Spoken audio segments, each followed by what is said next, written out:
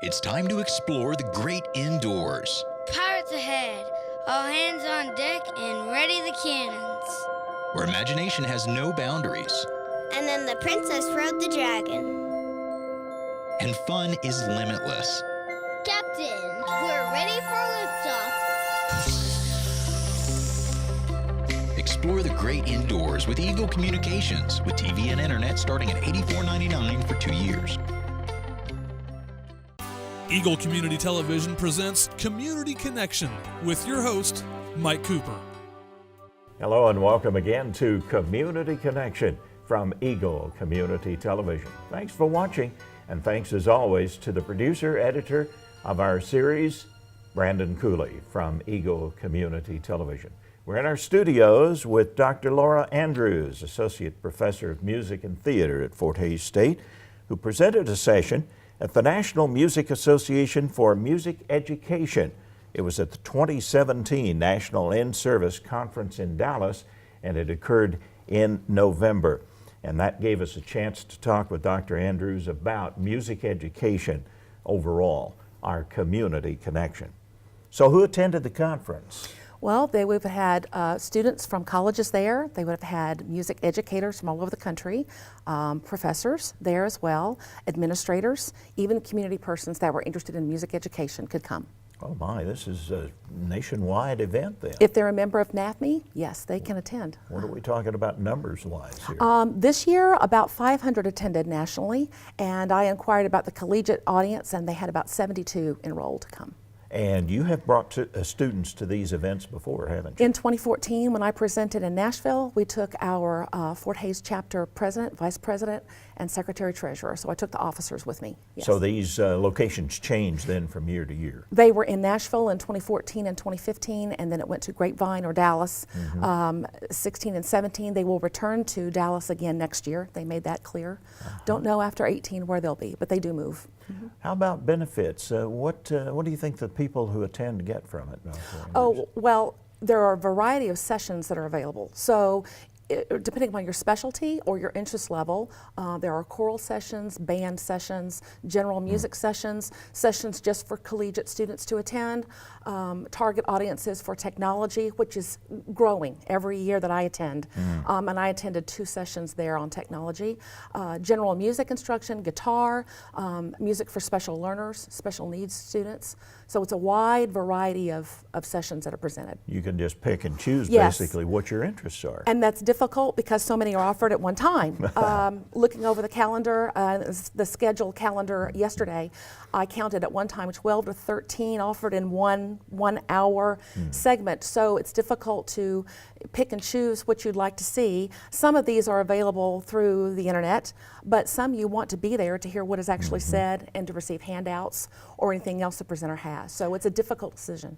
Well, I'll bet there was some nervousness going into this, wasn't there, on your presentation because of 500 people, you know, and there would be a large number of people who are waiting to hear what you have to say. Well, my session was on Tuesday at 4:45, which was a second full day. They had additional 2 hours on Wednesday, and I wrote my proposal to the collegiate students, knowing that, and in the past, I've had practitioners come, I've had faculty from other universities come, just out of curiosity to see what I'm sharing with college students. But this audience this time was made up primarily of college students, but there were some music teachers, elementary general music teachers that were there as well. Okay, your title, Where We Belong, Engaging, Nurturing, and Encouraging All Students Inside and Outside the Music Classroom. What did you tell them? Well, we focused on, first of all, our first musical experiences, because I wanted, my session was not so much a lecture or presentation as it was a conversation with everybody in the room. And it was nice because it was an intimate setting. There were about 22, 23 present. And so we each took a turn talking about our earliest musical memory and how that memory shapes how they teach and how they learn. And what about their musical memory do they want to share with their own students? And realizing most of all that a lot of those teachers are going to be their students' first musical memory, they themselves. So I think it's really important to talk about what do you first remember about the music experience that you had and with whom and where were you? So it was kind of an intimate setting. It was more like a classroom Very much. exchange Yes. than anything else Yes. then. Yes. Okay. And then we took some time to talk about also how we create the first musical experiences for our students. So whether the student audience I was speaking to, whether they were going to be secondary teachers or elementary general teachers, special ed teachers, we just talked about how can you create that in your classroom. And one of the handouts that I presented was 60 questions about class before class ever starts. Things like lighting and temperature and how the room is set up and what you have on the walls and where your teacher desk is located or where the instruments are. So a lot of it has to do with a visual first impression of the students that you have.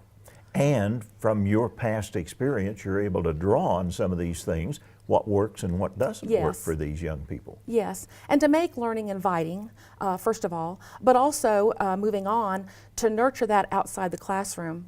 An example that I can think of that I shared with them when I taught in Wilmington, North Carolina, I had choir after school 1 day a week. And so to get the boys there, I found myself on many a Saturday morning driving back to the school at Carolina Beach and attending a basketball game or a soccer game, something so the gentlemen would know that their music teacher was in the audience cheering along. And that did help to build a communication line with them on Friday afternoons when the temptation to go home after school was very great. But I would have 20 or 30 boys in fourth and fifth graders in the choir. So that was a wonderful way to get to know them outside of the music class. And you established a connectivity right then. What about your early music experiences that you shared with these young people then, Dr. Andrews? Well, I grew up in an Air Force family, and so music has always moved with me, which is a wonderful thing about music. It's not permanent, it can move. My sister and I were singing when we were very young. We were involved in church choirs wherever we were stationed. 2 of those were in Texas and 1 was in Florida. I spent 3 years in high school in West Germany, sang and accompanied the choir at the high school, which we were called the Melotines, under the direction of Virginia Johnson, and then came back to the States and finished my senior year in Montgomery, Alabama, still accompanying that choir, and then ended up at Auburn University, only an hour away, in a piano pedagogy major as an undergrad. And it was in that final year in the piano pedagogy program where you're teaching private students at the piano, then I realized I would rather much be working with all students in a music setting. So therefore I had to move on and get the master's in music education that would allow me to go into the classroom. Something about the dynamics of a classroom, isn't there, Dr. Andrews, that Yes. Feeds to you as well as you being able to reach the young people? Yes, in a variety of ways, because we have music as singing and music and performing and music and listening and composing and creating and improvising and all those wonderful music behaviors we can accomplish in a K-8 classroom. So, Are you and your sister competing, or are you symbiotic in your singing relationship? oh, I think we just enjoy going back and singing sentimental favorites. We grew up hearing a lot of Rodgers and Hammerstein musicals on LPs. Of course. And so we know our musicals, our Broadway productions quite well, but now I think our career pathways have differed. Her children, her daughters, both were involved in music for a short time in school. So when you start singing a lyric from a Broadway show, she can join in then? Perhaps, Pretty yes. quick. Yes. What about then, you mentioned the choral aspect. You also were at piano. What led you to the path of choral as opposed to instrumental? Well, for me, I think the teachers that I had in elementary school, I enjoyed singing in elementary school. So for me, the path was pretty clear to go on and pursue that in secondary school and junior high and high school.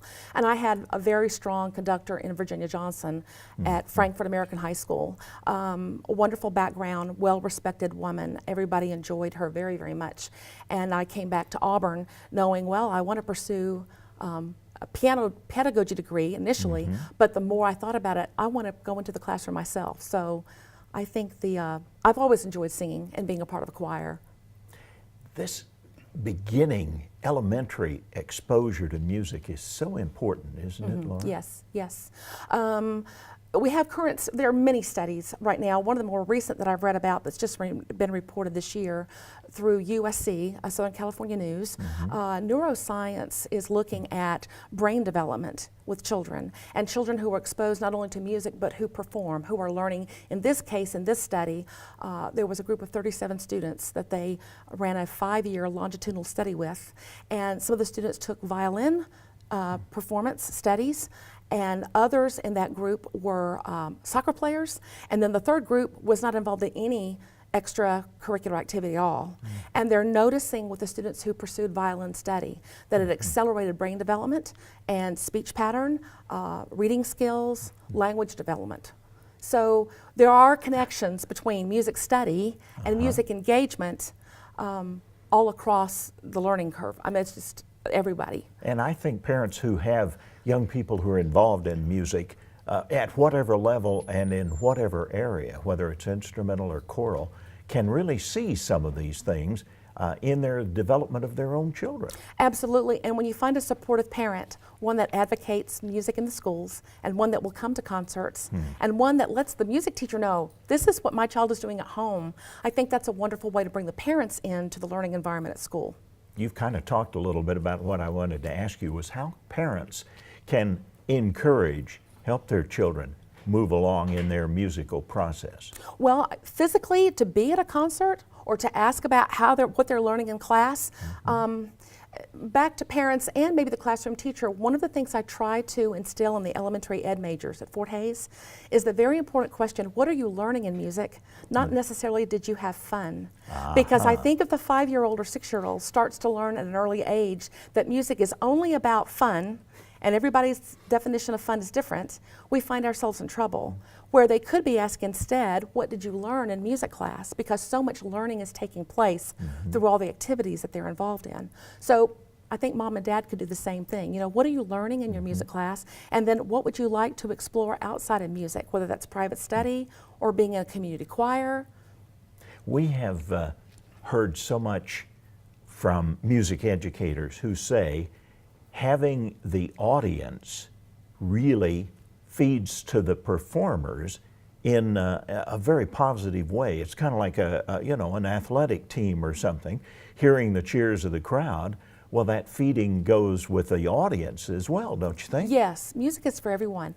And everyone can be a part of music making, even if it's active listening. And I try to spend a lot of time talking too about how we really listen to the music that we hear and how do we respond to it. One of the national standards now is responding to music. So that's important for the audience as a component in this, to be an active listener. So those, and active listener as well as the applause at the end of the performance. Well, yes, and music is meant to be shared, and we'd like to think that the contribution we're making is appreciated by those who hear it, yes. And I think that's probably goes without saying to those who attend the performances, whether they choral or instrumental. Yes. Certainly at Fort Hays State, high school, elementary as well. When you start even in the elementary level, being able to show up, if you will, and support those young people in their education.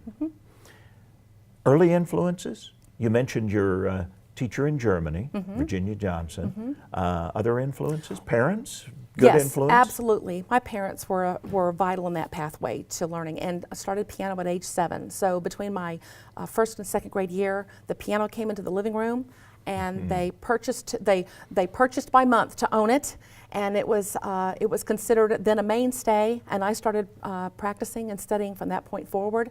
My father had taken a little piano in his life. He would not call himself an accomplished pianist by any stretch. My mother enjoys singing, but they did not have music instruction in the schools when they went through school. Their classroom teacher, I think, was responsible for teaching everything.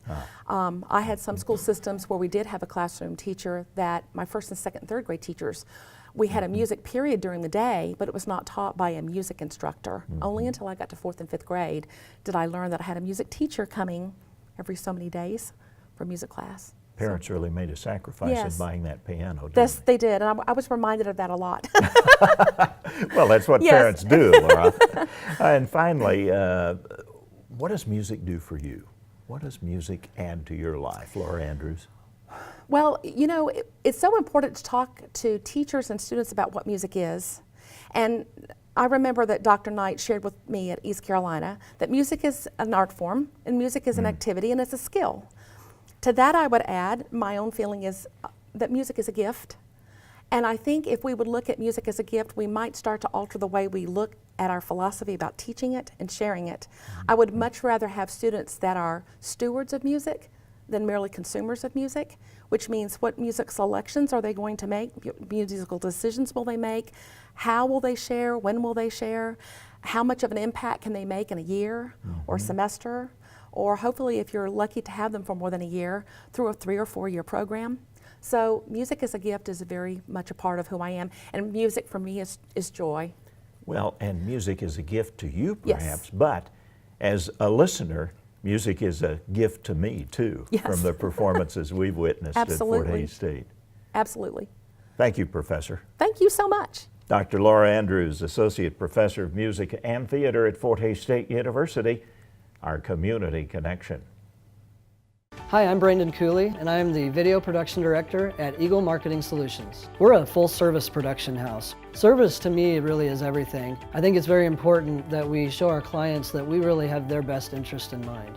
Video is very engaging. It's really the best platform to tell your story. We pride ourselves on attention to detail, creative concepts, and fast turnaround.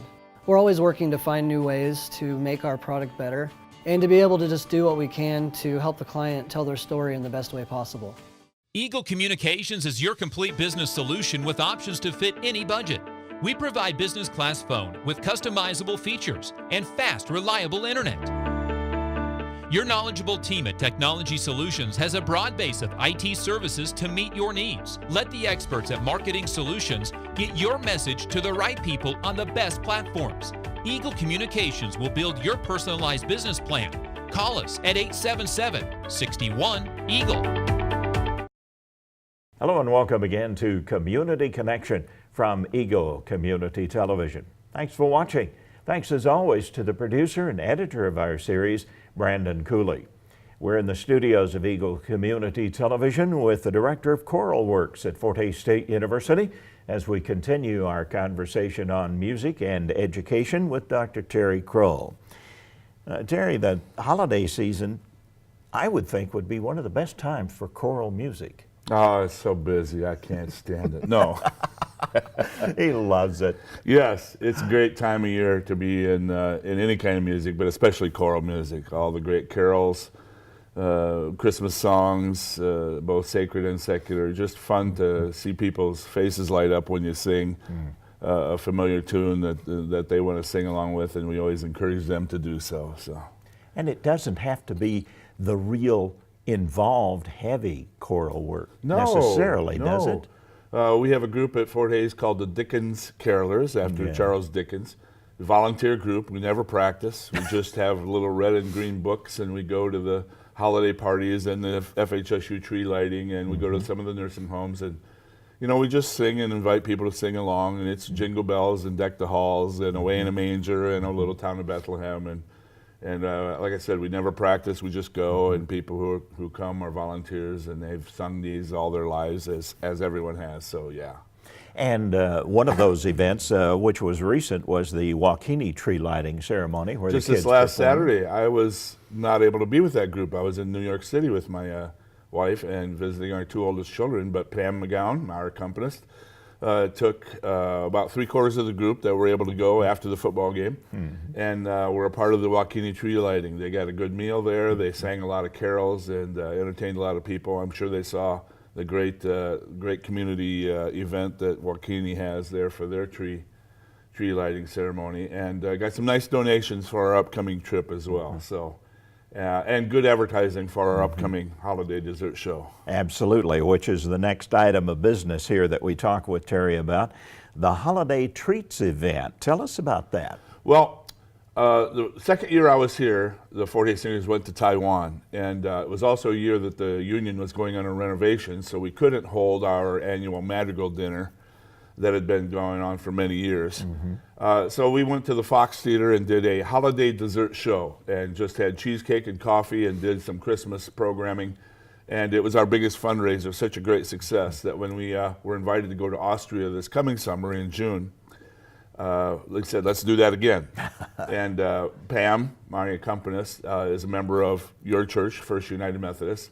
And they said we could use their dining hall for no charge, so that helps the fundraising effort. And so we're going to do Christmas carols from England and then serve scones. And then we're going to do Christmas carols from Austria and do German or Austrian authentic chocolates that Pam and Carol Wisman have gotten. And then we'll do German carols and have Kuchen. And then we're going to go upstairs to the sanctuary and do a little concert. So it'll sound really nice there. And so, yeah, we're charging $20 for adults and $10 for students.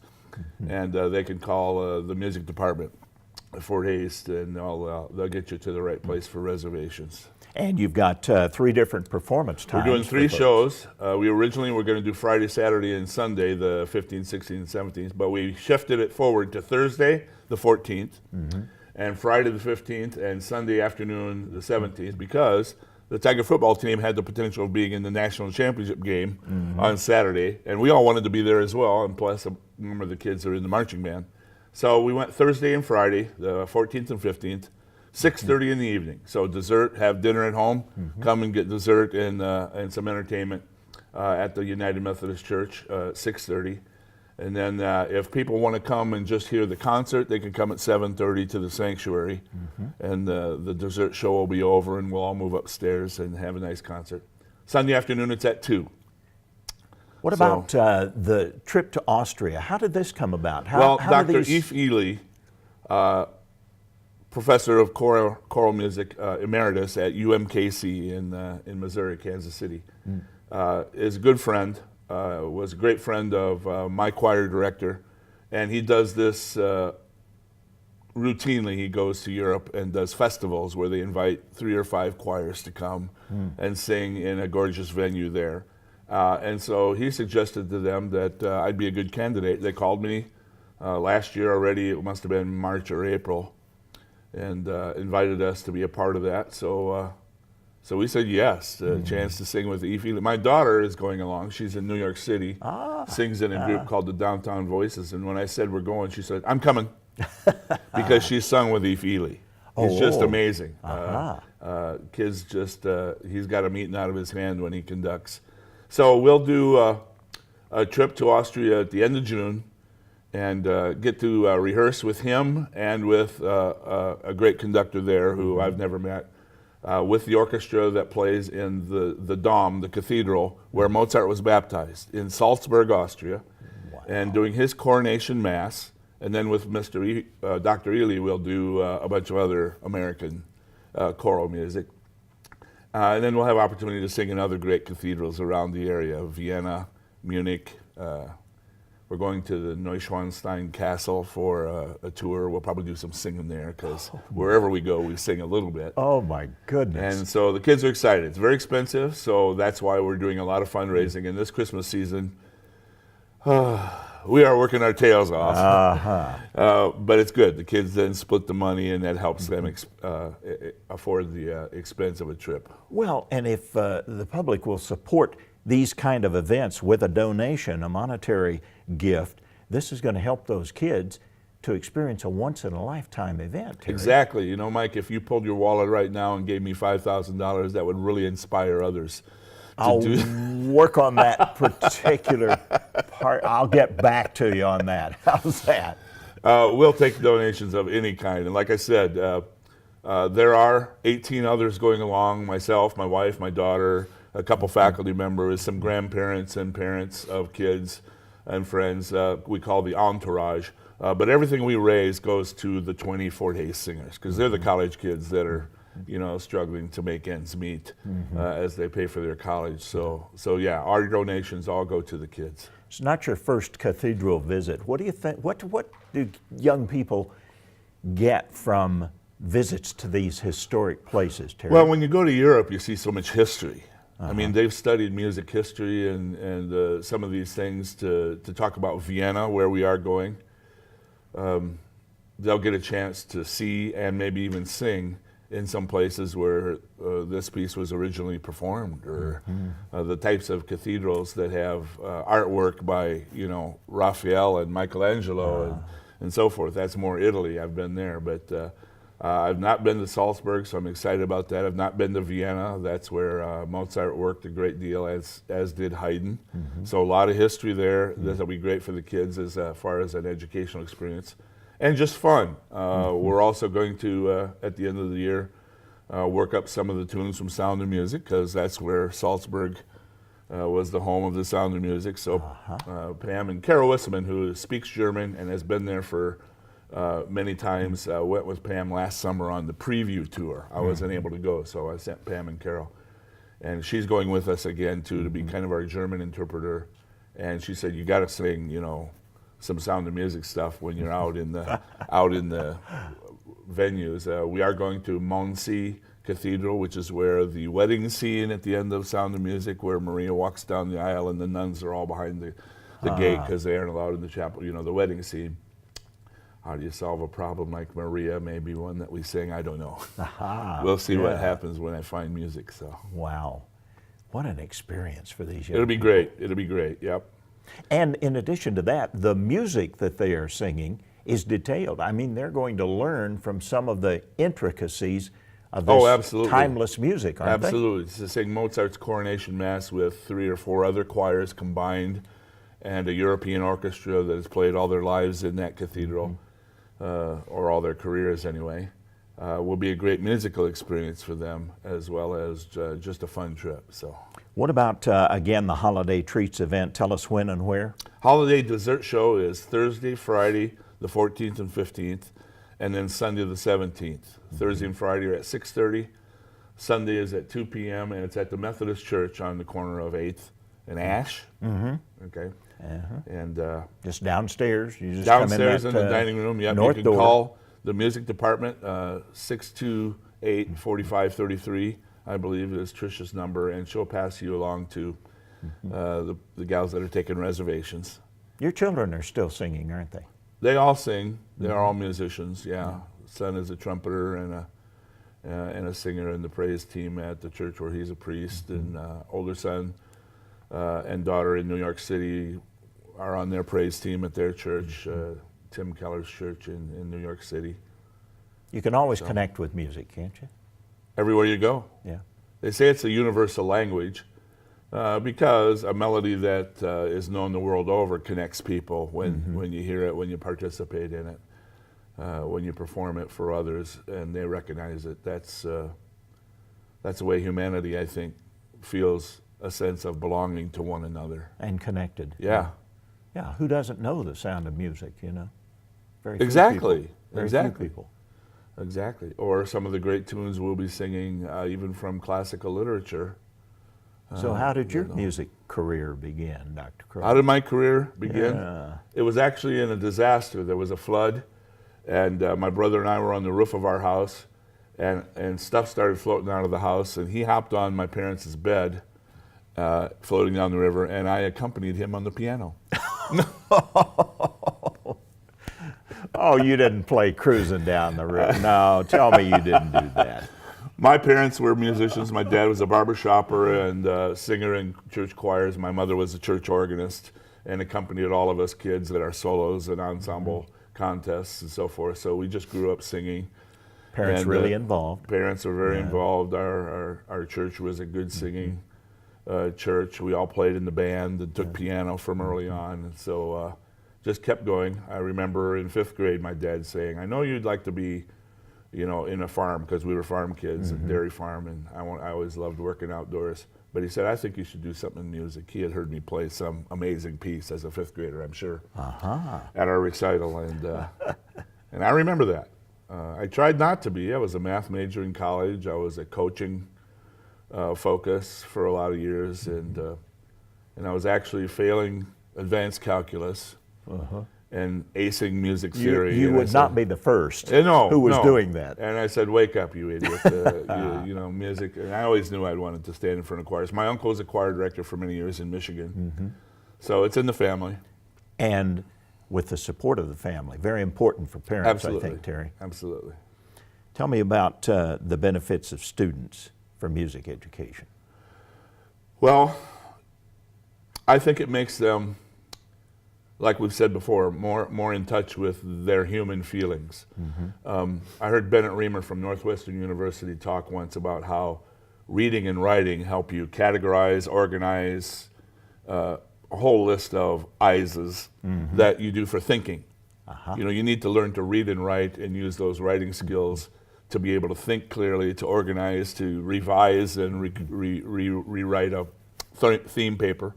All the things that reading and writing do for your thinking skills, music and the arts do for your feelings. So to make you a more feelingful human being, was his line, you need music and the arts in your life to help you connect. I have a story I love to tell if we got time. I often sing at nursing homes, retirement homes. And I went out one Valentine's Day to Victoria, as a matter of fact, and I was singing Tony Bennett, Frank Sinatra, Elvis Presley. They were singing along. And the nurses came and said, will you go down the hall to a room, a lady that can't get out of bed?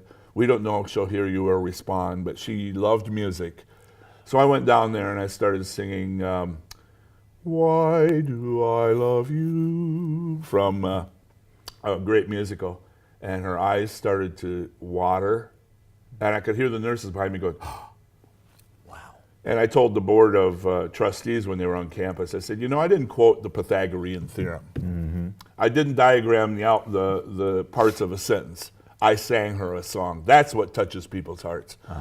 Sciences and, of course, math and languages, they're all very important for that thinking part. But don't take away music from education, because that's what makes people have feelings for others and understand the human condition. That's what music does for students, to me.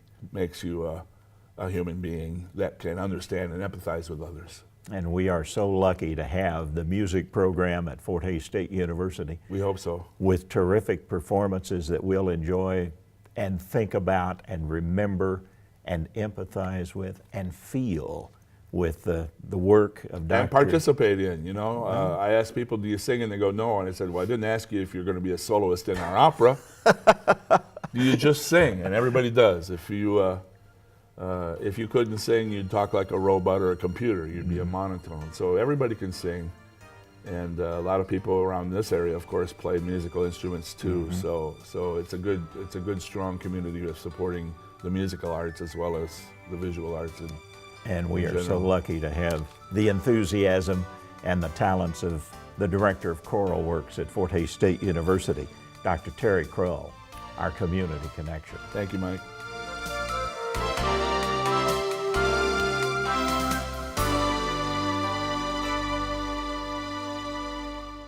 For over 60 years, Eagle Communications has been the leader in value and service. And over that time, our specialized teams have been helping businesses grow, because Eagle is your one-stop for business solutions. We can provide the latest in hosted phone, reliable fiber internet, IT support, business compliance, and network planning. Plus, we offer affordable advertising on television, radio, and digital platforms. Call our employee owners today and let us serve you. Eagle Communications, our community connected.